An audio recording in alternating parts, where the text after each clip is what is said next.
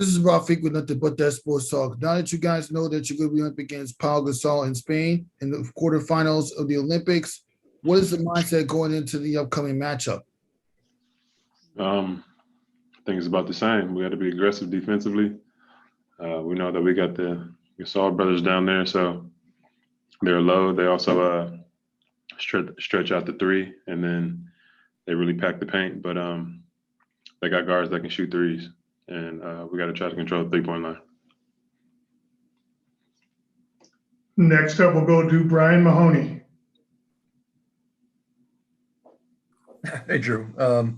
A lot of guys, the first time they do this, it's an adjustment from the NBA game where they're not getting as many shots, they're not getting as, many minutes, and, maybe they don't quite play well right off the bat, where it seems like you have.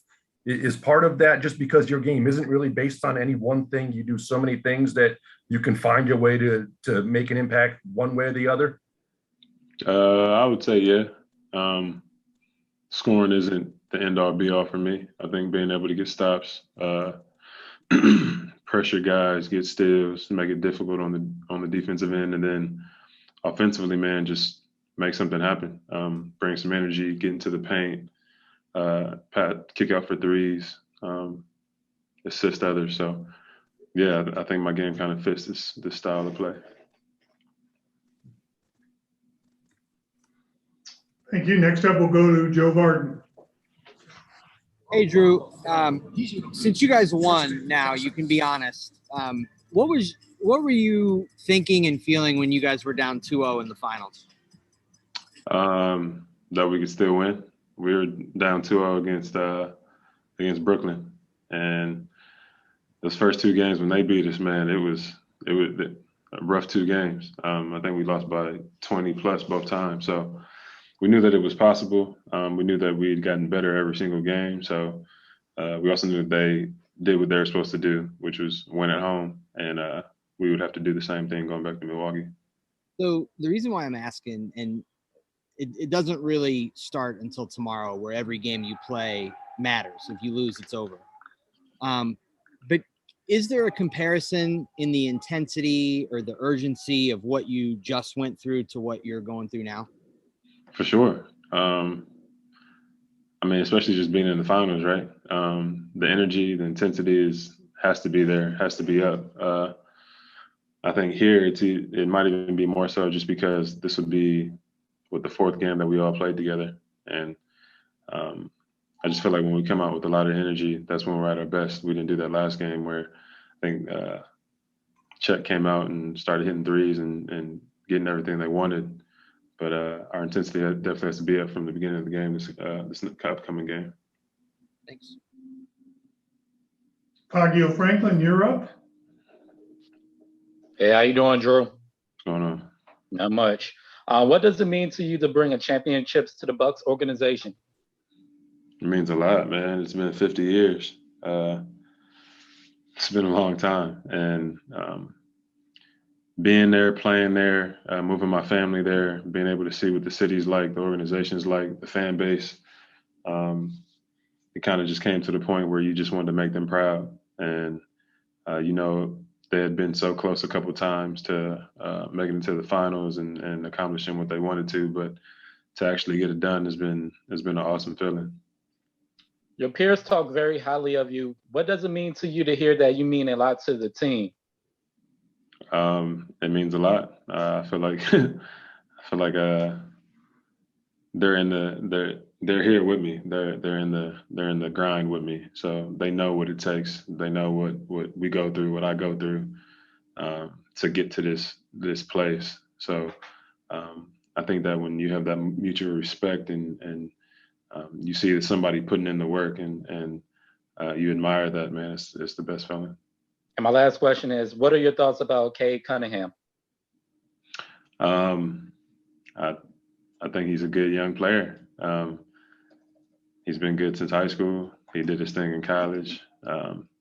We'll see what happens in Detroit if he can help JG and those Detroit guys make something happen. Thank you. Next up, we'll go to Kiko. Hi, Jrue. How are you? Yeah, fine, thank you. Since you joined the team, what is the hardest thing for you, after the finals, on the court and after off the court also? On the court, I feel pretty good, honestly. Not as many minutes. It's only 40 minutes, so I'm probably not gonna be playing as much. The game is a little different, probably just because of the pace. You can pack the paint, so it kind of slows it down a little bit. So on the court, I probably wouldn't say anything too difficult or anything different. Off the court is just sleep. I'm still trying to adjust. I feel like I haven't slept for the last 2 or 3 months. From the beginning of the playoffs, is just all of it is so intense and wild and crazy. And then leaving 2 days after we won, I feel like I'm just kind of still in that mode. So just figuring out sleep. Some games are at 9 o'clock, some games are at 11, some are at 2. So yeah, just trying to figure that out. Thank you very much. We'll go next to Josh Coyne. Hey Jrue, Josh Coyne, Double Clutch UK. There's so much mythology that surrounds the American teams in the Olympics and in Olympic history. Was this something that you had on your career bucket list, especially with some medals already being in your family? Yeah, I definitely wanted to be a part of the USA team and win a gold medal.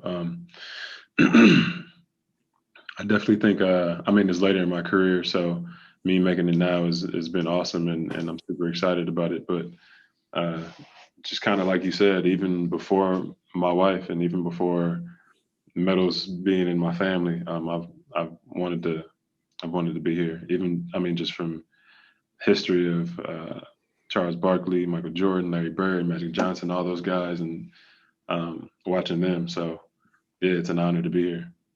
Any competitive rivalry in the household at all? You mean like with me and my wife?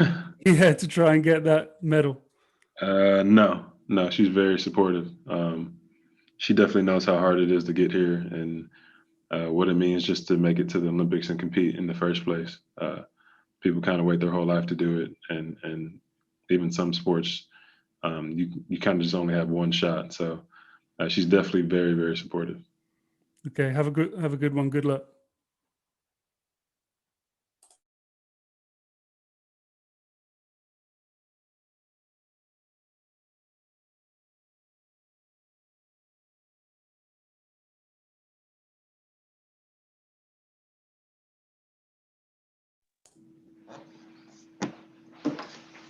Next up, we'll go with Joe Barton.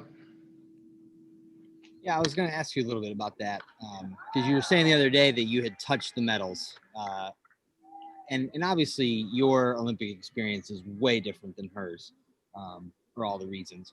But did she give you any good stories from her Olympic days that you could share with us? Just anything that would be interesting or cool? No, nothing really. I went to London, and I got to travel around and experience England and see what London was like, and go to Big Ben and the Ferris wheel.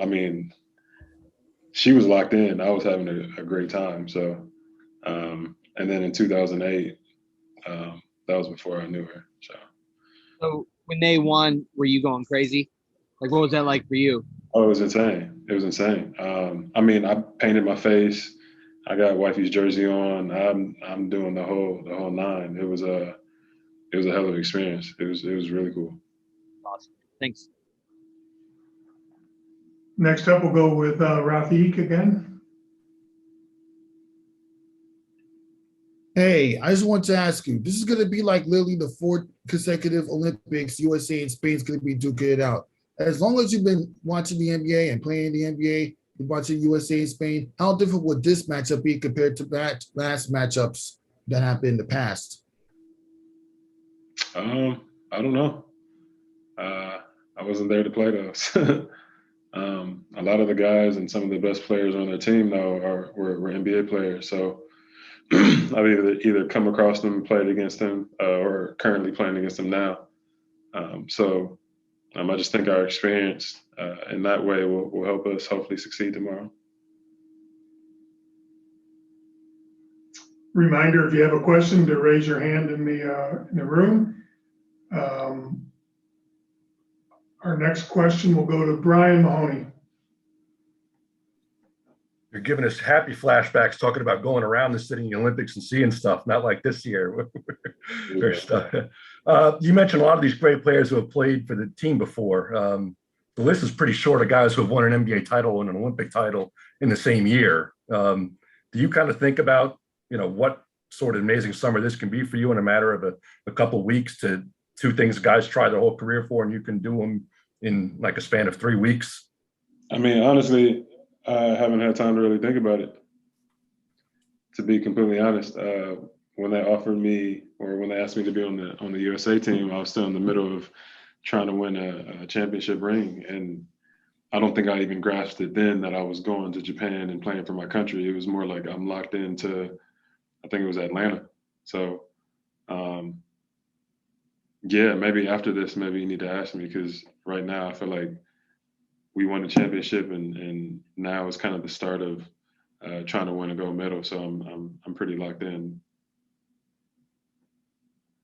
Again, if you have a question, raise your hand. Do we have any further questions for Jrue? Oh, we got one more. Josh, go ahead. Hi, Jrue. Josh Coyne again of Double Clutch UK. It was obviously the most intense stage of your career at the NBA Finals. And of course, you were matched up against someone who's now your teammate in Devin Booker. Can you describe the experience of kind of going from one extreme to the other?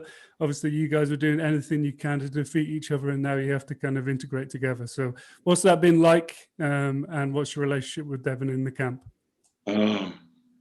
I mean, it was fun. It was fun to battle. They were one of my favorite teams from the beginning of the season. Devin to me, is such a smooth player. He has a beautiful shot. He probably averaged 40 against us. So battling against him was really fun. I love playing against guys like that and some of the best players in the league. So that was awesome. But then also known on this side, just being his teammate, I know we're going to have the best chance of succeeding. The way he approaches the game, how he locks in, how great of a scorer he is, his basketball mind. So I was really, really excited to, once that was all over and we had won, that I could be teammates with him.